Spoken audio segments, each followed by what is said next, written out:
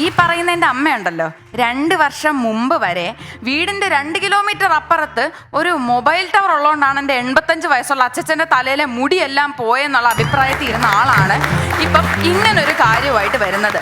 ഇത് ഞാൻ പറഞ്ഞ വേറൊന്നും കൊണ്ടല്ല, ഒരു എക്സാമ്പിൾ ആയിട്ടാണ്. ഇനി മെയിൻ കണ്ടന്റിലേക്ക് കിടക്കാം. Good morning. ഗുഡ് മോർണിംഗ് എന്ന് പറയുന്ന ഒരു സാധനം നമ്മുടെ മൊബൈലിൽ എന്നും രാവിലെ കിട്ടുന്നൊരു സാധനം. എല്ലാവർക്കും രാവിലെ ഒരെണ്ണമെങ്കിലും ഇല്ലെങ്കിൽ ജീവിക്കാൻ പറ്റത്തില്ല. അപ്പോൾ എൻ്റെ ജീവിതത്തിൽ ഈ ഗുഡ് മോർണിംഗിൻ്റെ കുറവ് നികത്തുന്നത് എൻ്റെ മുത്തശ്ശനാണ്. വേറെ ഒന്നുമല്ല, പുള്ളിക്കാരൻ പട്ടാളത്തിലൊക്കെ ആയതുകൊണ്ട് പട്ടാള ചിട്ടയും കാര്യങ്ങളൊക്കെയാണ് രാവിലെ എണീക്കുമ്പോൾ തൊട്ട് ഉറങ്ങുന്നിടം വരെ. അപ്പം എന്നും രാവിലെ ഒരു സമയമുണ്ട്, ഗുഡ് മോർണിംഗ് ടൈം.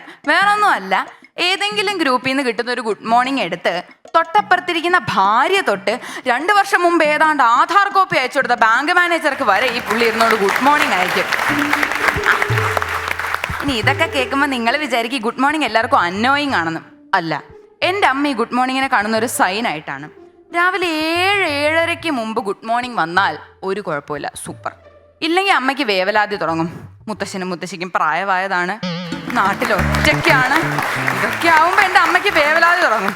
അപ്പം അമ്മ ഫോൺ എടുത്ത് വിളിക്കും, ഹലോ, കുഴപ്പങ്ങളൊന്നും ഇല്ലല്ലോ അല്ലേ?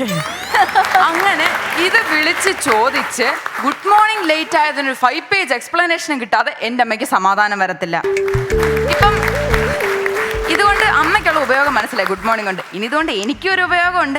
ഞാനൊക്കെ രാവിലെ എണീക്കുന്ന എടീ കഴുതേ നിനക്ക് സ്കൂളിൽ പോകണ്ടേന്ന് കേട്ടോണ്ടാണ്.